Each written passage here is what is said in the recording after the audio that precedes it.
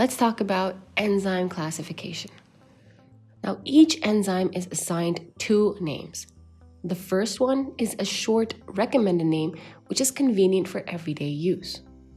Most commonly used enzymes have the suffix ase, attached to the substrate of the reaction, such as glucosidase or urease or protease. Names of other enzymes include a description of the action performed, which we will discuss later in this video.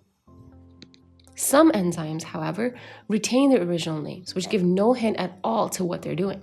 For example, trypsin and pepsin. The second name is a more complete systematic name, which is used when an enzyme must be identified without ambiguity. In the systematic naming system, enzymes are divided into 6 major classes, each with numerous subgroups. Before discussing the classes, it's important to understand that more than 2,000 different enzymes are currently known.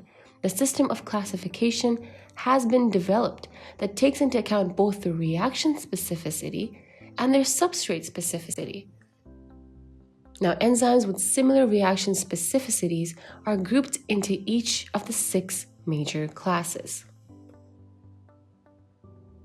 So first we're talking about class 1, which are the Oxidoreductases. These catalyze the transfer of reducing equivalents from one redox system to another, or catalyze oxidation-reduction reactions. For example, the enzyme Lactate Dehydrogenase, as you can see from the reaction, the lactate is reduced to pyruvate.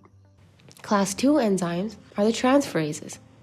Now, obvious from within the name transfer, these catalyze the transfer of other groups from one molecule to another. Oxidoreductases and transferases generally require coenzymes, and one example of this is Serine Hydroxy-Methyl Transferase, which is the reaction which transfers the CH2 from serine to tetrahydrofolate molecule.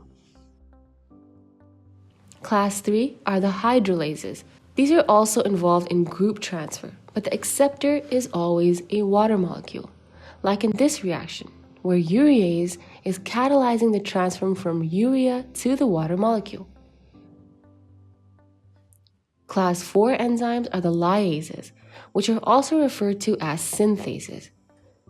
These catalyze reactions involving either the cleavage or formation of chemical bonds with double bonds either arising or disappearing, like in this example with Pyruvate Decarboxylase. The class 5 are the Isomerases. Now these move groups within a molecule without changing the gross composition of the substrate, like an example with Methyl Malonyl CoA Mutase. Or like in this example of malate isomerase, you can see the changes visually. And finally, class 6 are the Ligases. The ligation reactions catalyzed by ligases are energy dependent and are therefore always coupled to the hydrolysis of nucleoside triphosphates.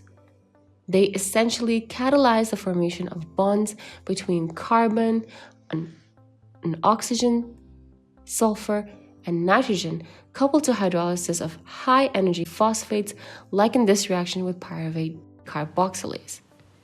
In the systematic naming system, each enzyme is entered in the enzyme catalog with a 4-digit enzyme commission number, known as the EC number. The first digit indicates membership of one of the 6 major classes that we've just discussed. The next 2 indicate subclasses and sub-subclasses. The last digit indicates where the enzymes belong in the sub-subclasses.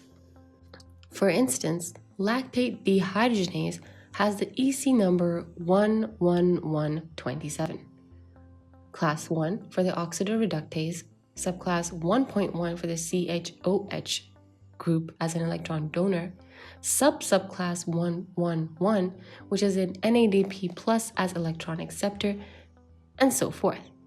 However, knowing the EC number for each enzyme is not important as a medical student, so you don't have to worry about all that. What you do have to worry about is knowing the 6 classes. So let's go through the 6 classes again in a more summarized manner. So we have enzyme class 1, which are the Oxidoreductases, which transfer the reducing equivalents from one substrate to another. An example of this can be Lactate Dehydrogenase. Enzyme class 2, which are the Transferases, they transfer functional groups from one substrate to another. An example of this can be alanine aminotransferase. Enzyme class 3, where are the Hydrolases, these basically carry out hydrolysis. An example of this would be glucose 6-phosphatase. In class 4 are the Lyases that cleave reactions other than hydrolysis. An example of this would be citrate lyase. Class 5, which are the Isomerases, which basically rearrange the atoms within the molecule to produce isomers. An example of this would be phosphate isomerase. And class 6, which are the Ligases. They join molecules together in a reaction coupled to hydrolysis of ATP. An example of this is Pyruvate Decarboxylase. Now, most of the time an enzyme's name often describes its function. For instance, glucokinase is an enzyme that catalyzes the phosphorylation of glucose using a molecule of ATP. Now let's look at some commonly used enzyme descriptors that can come in handy if you know them, some of which we just discussed. Kinase, which catalyzes the transfer of a phosphate group from a high-energy molecule, usually ATP, to a substrate such as the enzyme phosphofructokinase. Phosphorylase adds inorganic phosphate onto a substrate without using ATP. An example can be glycogen phosphorylase. Then phosphatase removes the phosphate group from substrates. For example, fructose 1,6-bisphosphatase. And dehydrogenase, they catalyze oxidation reduction reactions, like pyruvate dehydrogenase. Then the hydroxylase add hydroxyl groups, the OH, onto substrates, such as tyrosine hydroxylase.